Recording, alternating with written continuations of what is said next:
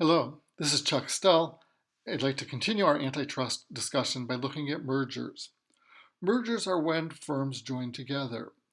They can be called mergers, acquisitions, takeovers, buyouts, merger of equals, but it's when formerly independent firms combine to become a single company.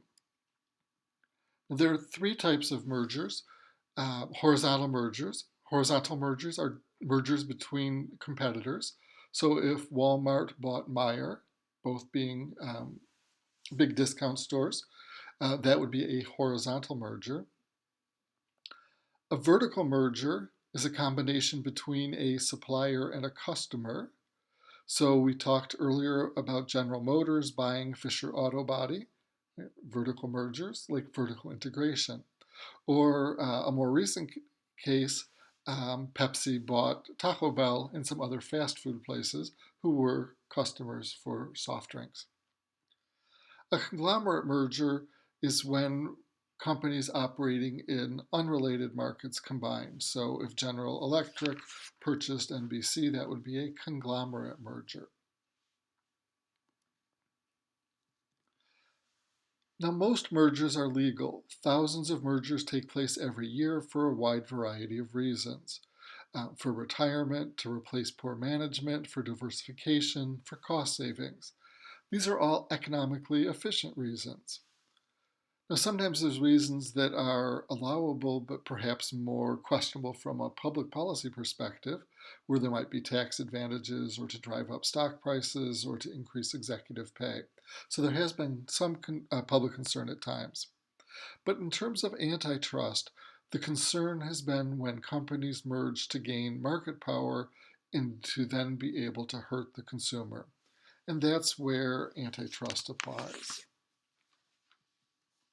So most mergers are efficient, most mergers are legal, most mergers don't get challenged for antitrust reasons. But when mergers increase the market power of the combined firm, then antitrust may step in. So seeing this trade-off between efficiency and market power hopefully will make you think about what standard are mergers judged by, per se or rule of reason. Mergers use the rule of reason. There are possible social costs, enhanced market power, leading to higher prices for consumers, but there are possible social gains, increased efficiency, leading to lower costs and perhaps lower prices for consumers. So mergers, courts would weigh the cost and benefits of each individual cases. And so that means that if a merger is challenged, there's several possible defenses. One would be efficiency, that the combined companies will have cost savings. A second would be a failing firm. So in the auto industry, we talked about the big three, but there had been smaller companies like American Motors, which was purchased by Chrysler. Even in a really highly concentrated industry, it was allowed because AMC was believed to be about to go out of business. Similarly, more recently, when Fiat purchased Chrysler, Chrysler was seen as a failing firm, and even though the U.S. auto industry was moderately concentrated, that merger was not challenged. International mergers in practice don't seem to be held to the same standard as domestic mergers, although both US and European and other countries with antitrust agencies can challenge and have had some restrictions on some mergers. But let me turn to the types of mergers that are most likely to be challenged by antitrust. So these are mergers that are anti-competitive. Mergers can be challenged and can be stopped in court if they violate antitrust statutes. So if the merger creates a monopoly or a group of mergers create a monopoly, that is prohibited by the Sherman Act, Section 2. That has been illegal since 1890. But the modern law really goes back to 1914 with the Clayton Act. The Clayton Act, Section 7, prohibited mergers that substantially lessen competition. This was then strengthened by the Seller-Kefauver Amendment in 1950, which was explicitly enacted due to political concern about rising market concentration. Now, most of the concern has been about mergers between direct competitors or horizontal mergers. So there were some early cases where mergers led to monopoly, the Standard Oil case or the American Tobacco case. Now, after the Clayton Act, and particularly after the Seller-Kefauver Amendment, mergers of even very small horizontal competitors were challenged by antitrust authorities. And so I'd like to look at the period of the 1960s when we had the strictest antitrust enforcement. And there's probably two cases that really exemplify this. So one was a brown shoe case. This was from 1962. Brown shoe had only 4% of market share, so they were the fourth largest shoe manufacturer in the US. And they were looking to merge with Kinney, which had about a 0.5% national market share and were the 12th largest company. They also, besides manufacturing shoes, at that time they were also both involved in retailing, but nationally Brown had 2.1% and Kinney had 1.6% of the retail shoe market. The case really depended on what market antitrust authorities looked at it, because at the national market, these companies were certainly nowhere close to becoming dominant, and the question was, were there any places where they could substantially lessen competition by merging? And they looked at not the national markets, but they looked at local markets, and rather than call the product all shoes, they looked at shoes for men or shoes for women and shoes for children. And there was enough evidence that in certain local markets, the merger would substantially lessen competition, and the Supreme Court ended up blocking the merger of these two relatively small market share companies in the shoe industry. In 1966, the Vons grocery case was perhaps even more extreme or more strict. So Vons Grocery was the third largest grocery chain in Los Angeles, and they were purchasing shopping bag food stores, which was the sixth largest in the city. Neither had big national presences. Their national market share was trivial. And even in LA, their combined sales were only 7.5% of the total grocery business.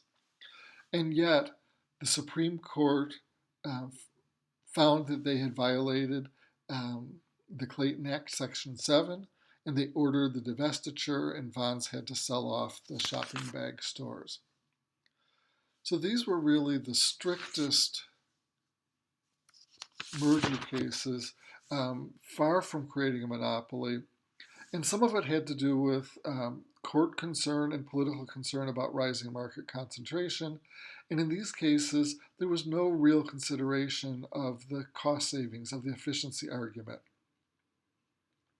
Now, following these decisions, we had few major Supreme Court cases, partly because of two new approaches to mergers.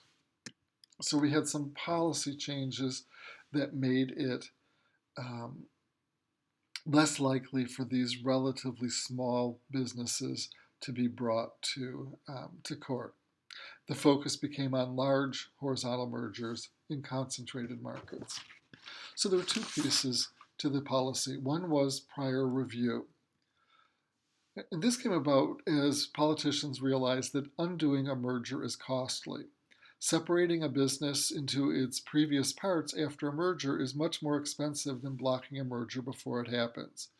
Buildings have been sold, divisions have been moved, employees have been fired, computer systems have been merged, the accounting, advertising, and management has all been combined, and undoing that is very, very costly. So in 1976, the Hart-Scott-Rodino Act addressed that problem, and it required large mergers to notify the Federal Trade Commission and the Department of Justice before the merger is complete. Um, now, this is not every little business, but around businesses of mergers of over $75 million or so. There's been some simplification of the procedure in recent years, but once the filing is made, the Hart-Scott-Rodino filing is made, the antitrust authorities staff reviews the merger for antitrust concerns. If there are no concerns, they give their approval to the merger, and then the companies can go ahead and join together without fear of challenge. And then in some cases where there are concerns, there will be further investigation, and they can say that they would probably um, challenge that merger. Now, most mergers that are subject to the review, so these are again only large mergers, are cleared without further investigation. So, for example, if we look at 2012, there were 1,429 mergers who were big enough to require notification to the Federal Trade Commission. 96% of those were cleared. 3 to 4% were investigated by antitrust authorities for further information. And of the over 1,400, the Federal Trade Commission took action against only 25, and the Department of Justice challenged only 19. And again, these are not final decisions. The firms could successfully defend themselves and their mergers in court because it's using the rule of reason. But court cases are expensive, and the successful defense is often unlikely, and so often when the Federal Trade Commission or the Department of Justice announces that they plan to challenge a merger, the companies drop their plans simply to not pay those huge costs. Now, sometimes if a merger is challenged as anti-competitive, the companies will negotiate a remedy to divest part of the business, to sell part of the business in order to maintain competition. In many cases, they will engage in negotiations with the antitrust authorities in order to get approval if they're really, really interested in it. A second important policy change that has reduced the number of cases that reach the Supreme Court were merger guidelines. So these are issued jointly by the Federal Trade Commission and the Antitrust Division of the Department of Justice, and they are a signal to firms as to what mergers are likely to be challenged. And again, it's horizontal mergers in concentrated markets that are most likely to reduce competition. Now, originally, the numbers that were used for the for the unconcentrated markets were those with a Herfindahl index of less than 1,000, the moderate between 1,000 and 1,800, and the highly concentrated over 1,800. And earlier than that, it was based on the four-firm concentration ratio, or CR4. But in 2010, there was a revision of these numbers upward, allowing bigger mergers with the cutoffs at 1,500 and 2,500.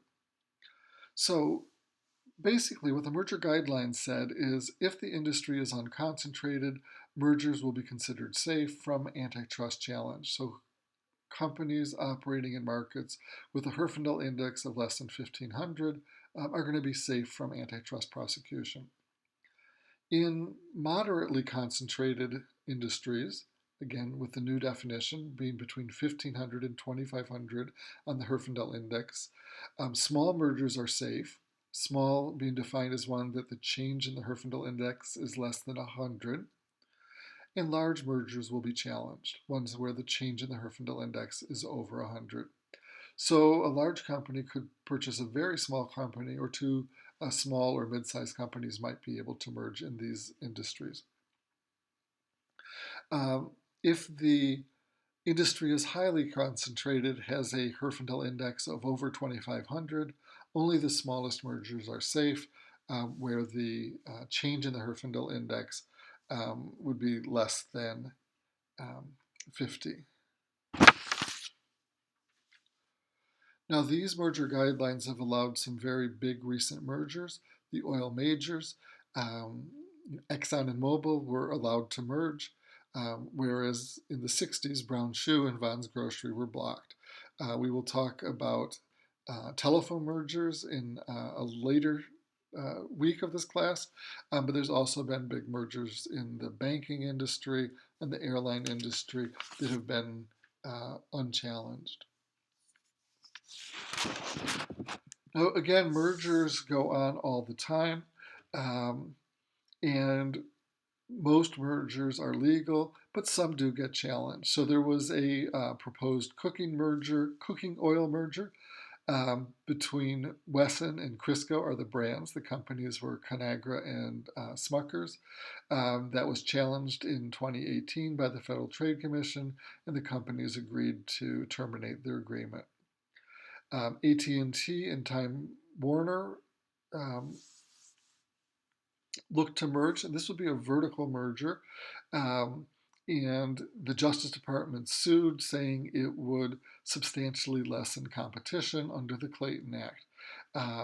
That one went to court, and the companies won their case, and the merger went through when the Department of Justice decided not to continue.